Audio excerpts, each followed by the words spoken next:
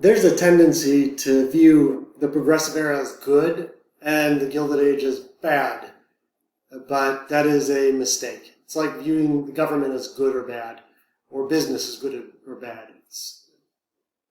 None of them are all good or all bad. As Woodrow Wilson warned in 1912, government, if it gets too big, it can be oppressive. And of course, he's right. And as the progressives show, their views can go too far.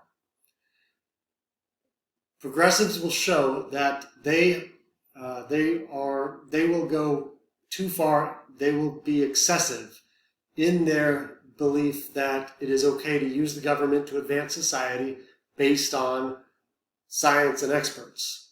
And they do this there are two major examples of this. Well, three if you include prohibition, which was a terrible idea. But the other two, one, eugenics. Eugenics falls completely into the progressive idea because, again, progressives, they're not against taking away individuals' rights if they think that it is good for society as a whole based on science and experts. The term eugenics, it was actually coined by Darwin's half-cousin, a guy named Francis Galton. And the idea behind eugenics is advancing the human species by promoting good genes. And the way you promote good genes is especially by taking away individuals' rights and abilities to procreate if they are deemed unfit for society. So, forced sterilization. The science behind this was, as mentioned before, scientific racism. And again, this is where we get phrenology, measuring the head to tell if you are going to be smart or dumb or whatever. And scientific racism was a very dominant idea during this period. And of course, it very much promoted the idea that white Anglo-Saxons were superior because they were the main scientists to promote this idea. So it will lead to the eugenics movement in the United States. And the father of American eugenics is a guy named Charles Davenport. Now, Davenport was he was the son of abolitionists, and he was a very religious person. He was a biologist at Harvard, and he will write the most popular book on eugenics, Heredity in relation to Eugenics. And what he argues is to promote genetically good traits by selectively breeding the good humans and taking away the ability to procreate from the bad humans. His work, Heredity in Relation to Eugenics, was insanely popular, and not just in the United States.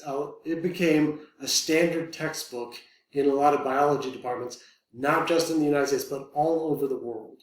So it will take off all over the country and all over the globe. And it has very profound effects. In the United States, more than 30 states will adopt eugenics. And California led the way with more than 20,000 forced sterilizations. Like someone would go into a hospital or what we call an insane asylum back then, and they would be sedated, and then they'd wake up and they wouldn't have their ovaries or something. They'd have their ability to procreate taken away. And it was for all sorts of things. Overall, in the United States as a whole, more than 70,000 Americans would be subject to eugenics, And it was even, so it happened at the state level. So again, it's using the state to advance society as a whole based on science, but it would get all the way up to the Supreme Court. In a very famous case, Buck v. Bell, the Supreme Court of the United States in 1927 ruled that eugenics is acceptable. So it is state-sponsored at the state and the federal level. Famous quote from it, "Three generations of imbeciles are enough." So it is absolutely part of the progressive movement. And it goes far beyond American progressivism, though. Davenport is the founder of the International Federation of Eugenics Organizations. And this group will start in 1912, and it will spread all over the globe. And he personally will be in correspondence with Benito Mussolini and Adolf Hitler. He became he will publish a lot of articles in Nazi journals. And he will be very closely connected to the Nazis even after World War II starts. So he is absolutely influential in the Nazis' belief in racial superiority, and was cited as one of the most notorious laws of the Nazi government, the Third Reich, as it's called, the Nuremberg laws. The Nuremberg laws are laws that are specifically trying to advance what Hitler and the Nazis viewed as the superior humans. And of course, what that meant is Jews are inferior. The Nuremberg laws had all sorts of parts, but a big one is it's forbade Germans and Jews from intercourse. So it's saying that they are not allowed to procreate, they're not allowed to have babies, and it will also be responsible for saying that Germans are the only people in the Reich, in their government, that are allowed to be considered full citizens, and so have full citizen rights. Everyone else were state subjects, so didn't have the same rights. So the American eugenics movement is directly connected to the Nazis' views on race. And if you're thinking that's so terrible, the Nuremberg laws aren't incredibly different from American Jim Crow laws.